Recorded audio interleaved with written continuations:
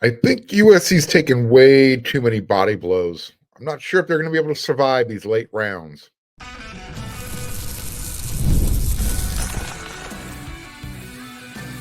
You are Locked On Trojans, your daily podcast on the USC Trojans, part of the Locked On Podcast Network, your team every day.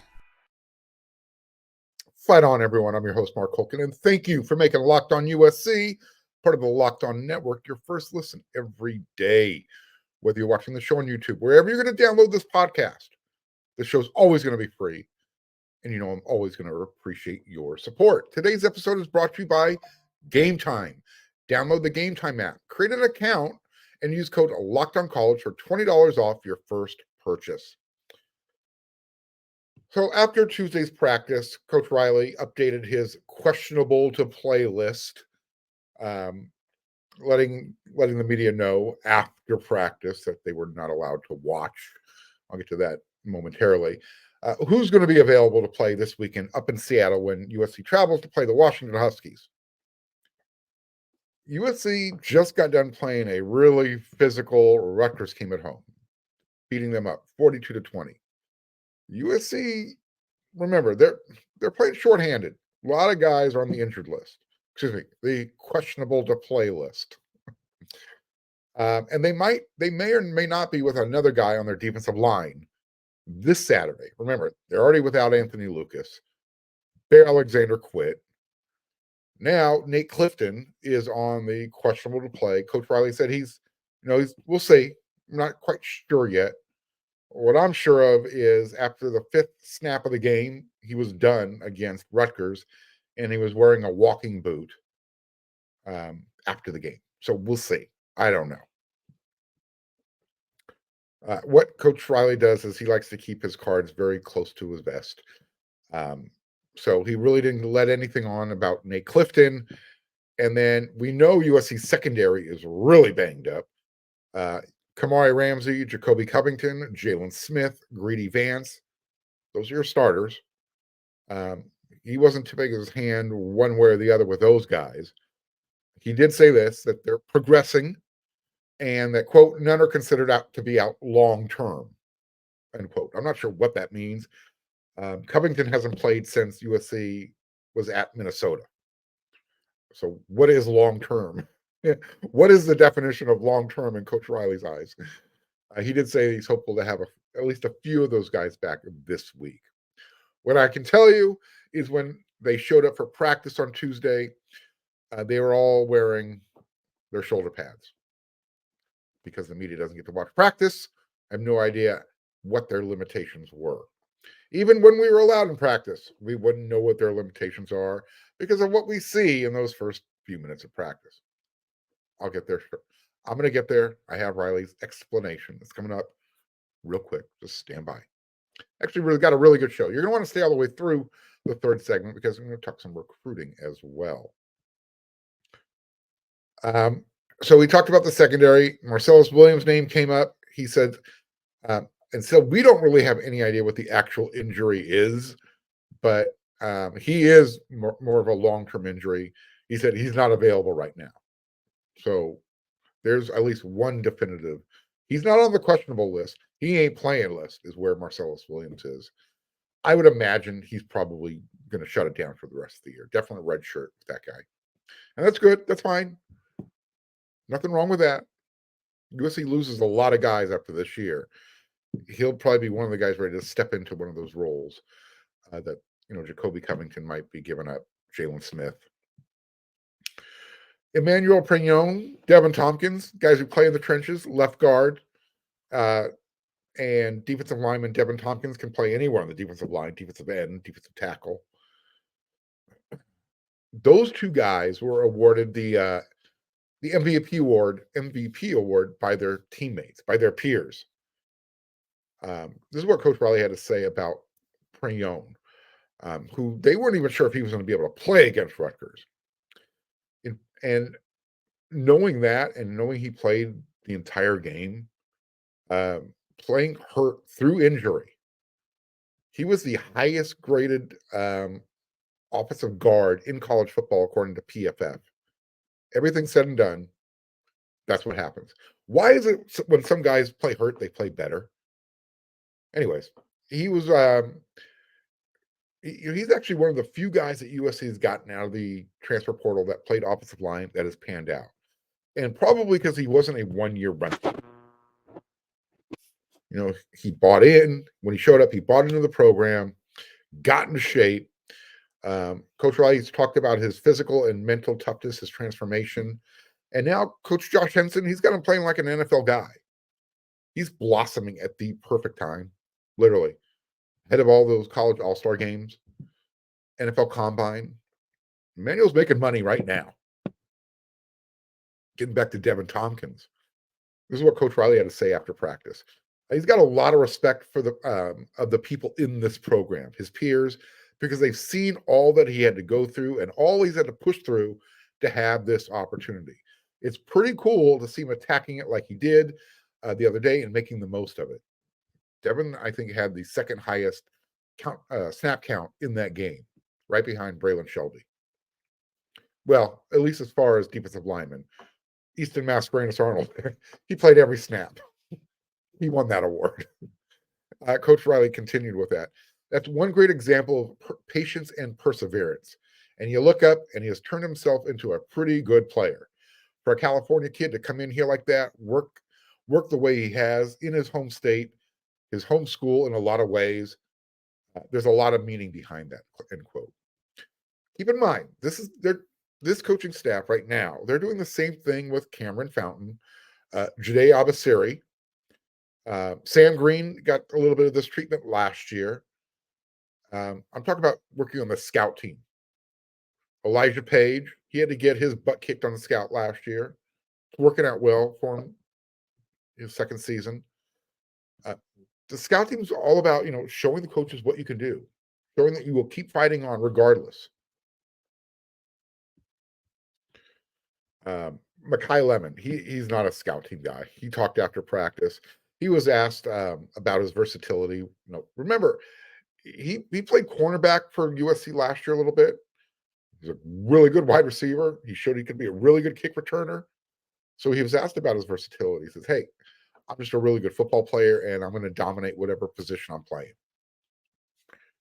Dude talks with a lot of confidence. Make no mistake about it. You ask him how good he is, he'll tell you. And he's not bashful about it. I kind of respect that too. So Coach Riley was also asked about, shutting down the media's access to practice. Here's his answer. Here's the explanation. Yeah, we evaluated some of the things we did last week. We made some changes to the way that we were handling pre-practice, just with the short week, and we liked how our team handled it and responded to it. So we're continuing forward with a lot of the things we did last week. And it just didn't make sense to have it, us, the media, end quote. Okay, what did I say on yesterday's episode of Locked on USC? I knew that was going to be the answer. Canned response. But really, we're changing how we practice halfway through the season. Really? Really? All right. Sarcasm dripping with it for those of you who aren't watching on YouTube. You're listening to it on your favorite platform. I just don't know how much change they made in the short week leading up to Rutgers with their practice routine. I'm sorry. I don't know. Maybe the reason practice is closed, again, more sarcasm, but a lot of truth dripping in this one. So Coach Riley can work on his situational football, like clock management. You know how I've been beating that drum the loudest, right? Well, guess what? Another national analyst has a perfect example of what I've been pontificating about. That's coming up next.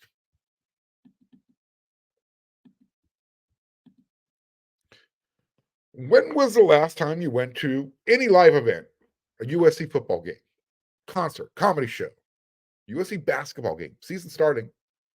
Well, are you a Laker fan? I am. I'm not going until certain things happen, but the NBA season's upon us. If the World Series extends another game, you want to get a ticket to the LA Dodgers versus New York Yankees World Series, Game 6 in LA.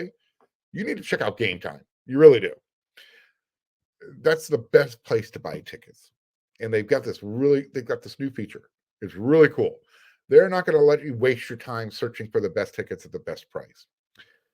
They have this thing called Game Time Picks, and they're just going to show you the best tickets available, best price available. And before you check out, you can actually see the view from your seat. Really cool feature. And there's one more guarantee that Game Time makes. If you find a ticket in the same section and row for less, they're going to credit you back 110% of the difference. All right, so what are you waiting for? Get on over to Game Time. Take the guesswork out of buying tickets with Game Time. Download the Game Time app, create an account, and use code LOCKEDON for $20 off your first purchase. Terms are going to apply. Again, create an account, redeem code LOCKEDON for $20 off. Download Game Time today. Last minute tickets, lowest price guaranteed.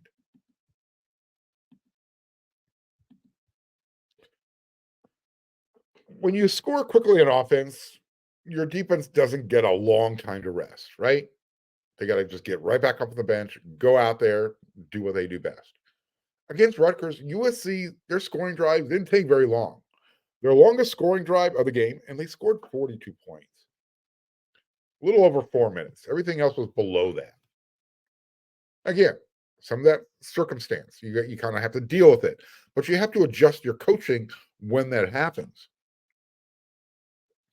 Especially when you're playing players that are coming deep off of your bench, right?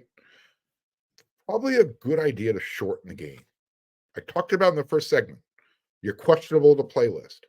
How many players are missing? Anthony Lucas, Eric Gentry, Bear Alexander, your starting secondary. When you're a head coach, your primary goal is to put your team in the best position to win a game, right? Home or on the road, doesn't matter. That's the goal.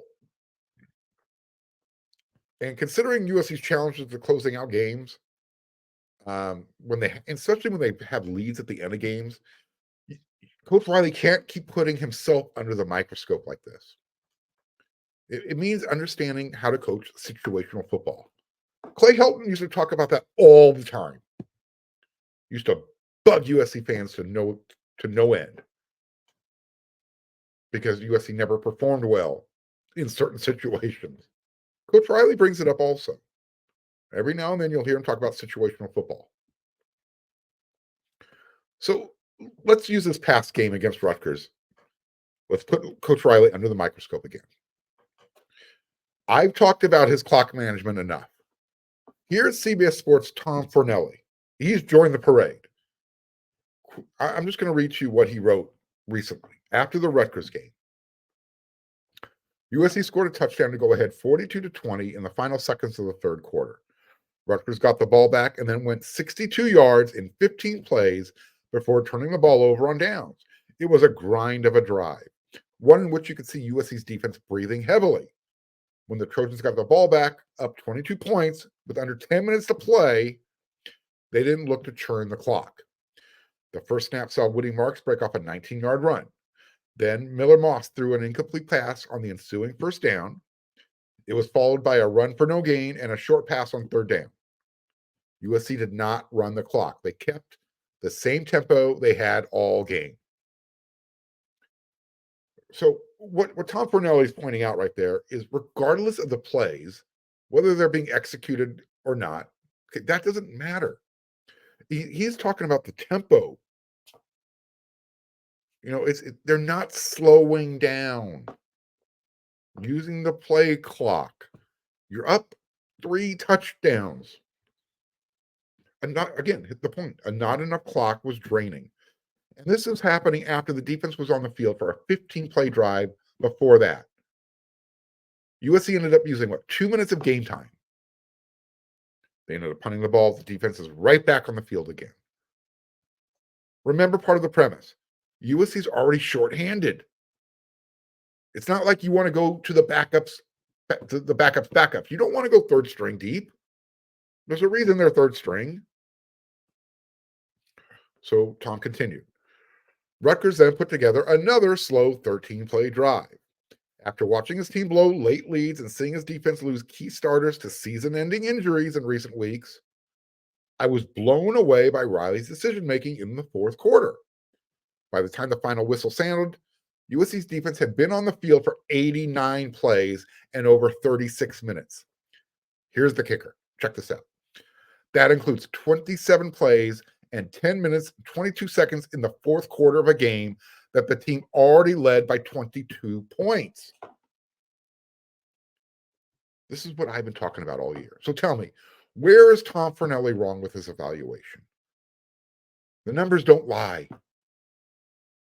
Again, what happens if USC executes better on offense? Okay. Yes. Why are you throwing the ball at all? You're running the ball fairly well against Rutgers. I mean, the first play, Woody Marks, 19-yard run. Boom. Okay. You don't have to run Woody.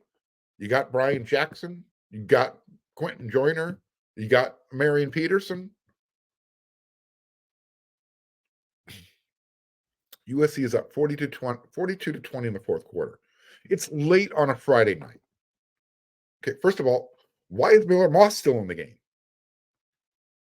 Isn't this the perfect opportunity to see how Jaden Mayava responds?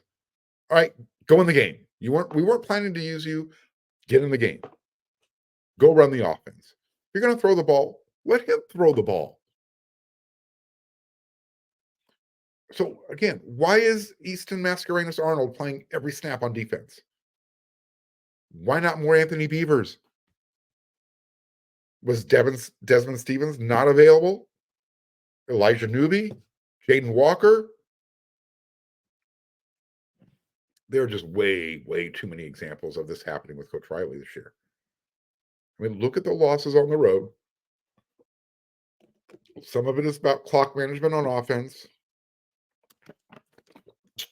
Excuse me, I need to get a drink there. You know, I'm going to say it again. Coach Riley is an offensive genius. I want him being a part of developing their offensive game plan every week. But I think at this point of his career, someone has to be in his ear. Someone on this staff has to be able to get in his ear with play calling. Hey, coach, let's slow it down. Let's be a little bit more conservative now. We're up 3 touchdowns. It's late Friday night. Let's burn some clock. Let's send everybody home happy. Remember when Coach Riley said this at the beginning of the year? And I'm paraphrasing. Everything going forward will be done with the defense being the number one priority going forward. I like what he did with his hiring of his defensive staff. I like the players that they're bringing in, who they're recruiting. All that's great. I need to see that backed up a little bit more. Start doing it this weekend on the road. This isn't me pointing this out now. While I'm in complete agreement, you now have a national analyst, CBS Sports. He's pointing it out, and he's absolutely correct. You're already shorthanded on defense. You're now putting your guys out there in a position to get hurt. The longer they're out in the field, every time the football snapped, there's a chance someone can get hurt. Fortunately, nobody has. Hopefully, they'll get some of the guys back. But that's part of the clock management, the development that Coach Riley needs. It's going to help you win these close games, especially when you have a lead. And I get it. A lot of this has to do with personnel. Maybe you need a few more Jimmies and Joes. But when you have what you have, put the team in the best position to be successful. It almost gives you the impression that when you're up 42 to 20 and there's that much time still left in the fourth quarter, your defense has done a really good job. Why are you trying to score more points with your starters? This is the time for the backups. This is the time when you really send a message, hey, we can be physical. We can close out the game running the ball. We're going to do it. And you got a quarterback that likes to use his legs. Even if you're not going to use them during the regular season, during crunch time, let's at least put something on film. Give the opposition something to consider. Think about, hey, what if? All right. I said maybe USC needs a few more Jimmies and Joes. Recruiting has been really good the last couple classes. The 2023 class, the 2024 class. Got a big time chance to finish with a flourish with their 2025 class. I'm going to talk about that next.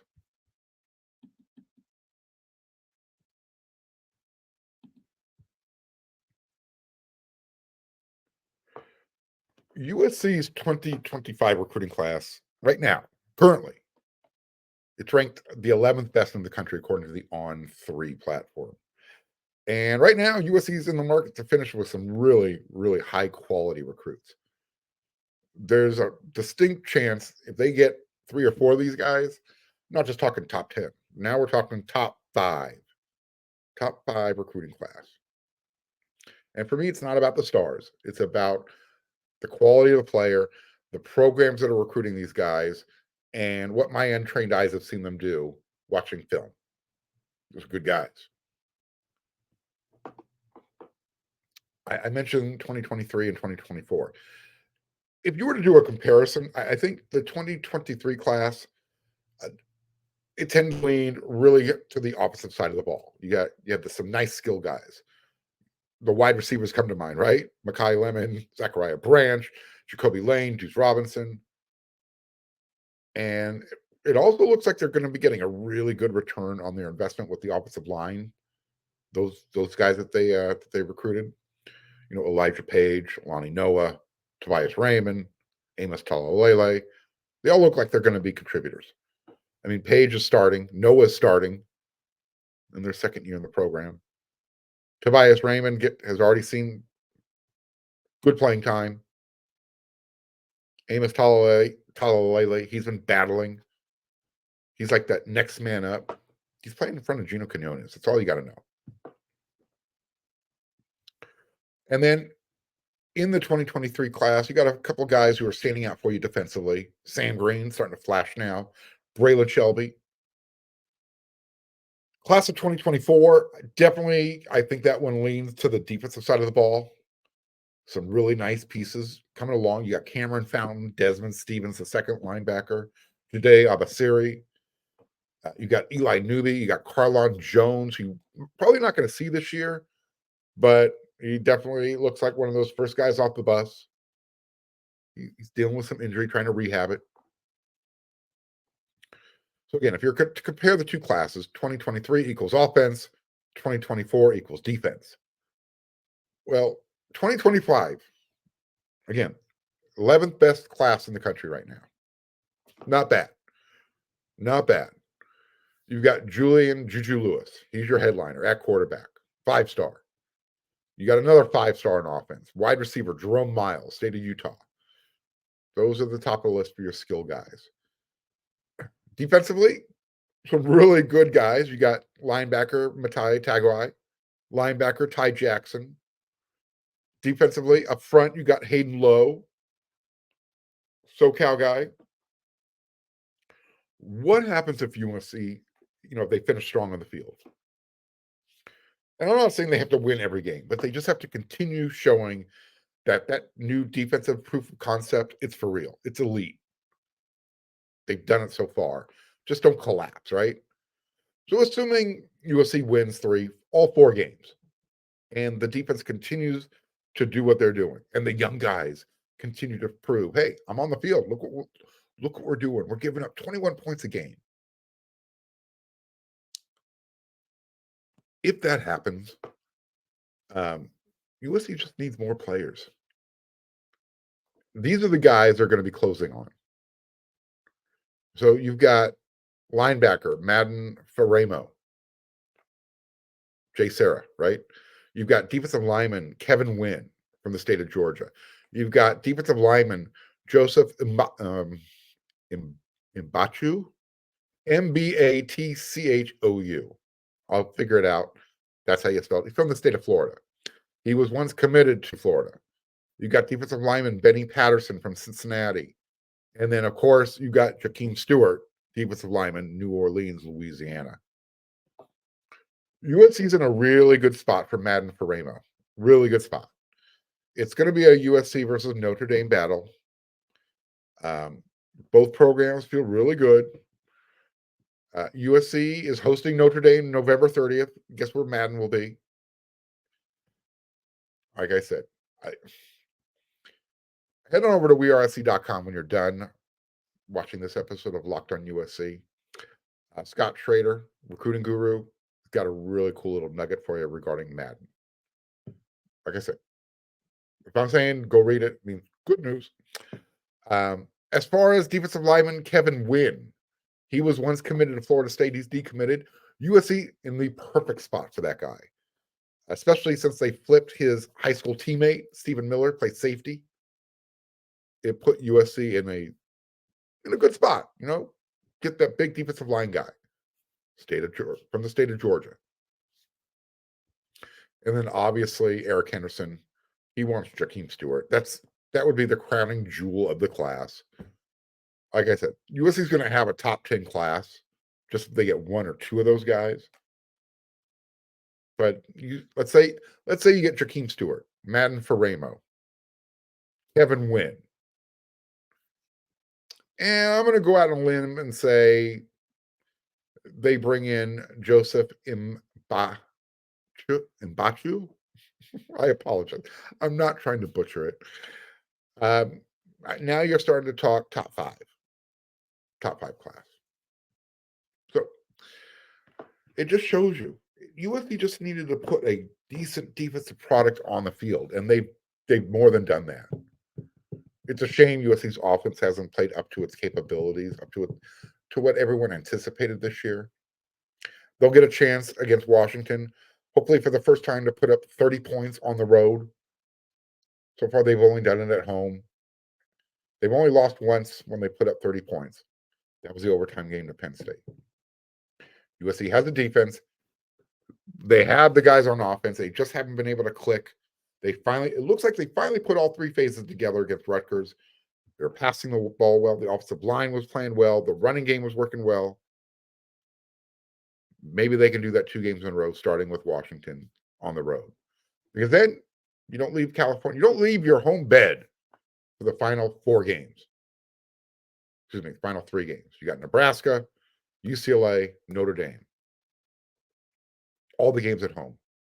Technically, the Rose Bowl is an away game, but it's USC's second home. You like that? You like recruiting? I like it. And I like USC's chances finishing up this season. Hit me up. You know where to find me. Hit me up with those comments on YouTube. Don't forget, smash that thumbs up. Subscribe if you're not a subscriber. It's quick, it's easy, it's free. All right, I'll be back with another episode tomorrow. That's what we do 5 times a week. Plus, to get my post-game instant reaction show. So until then, everyone, you know what to do.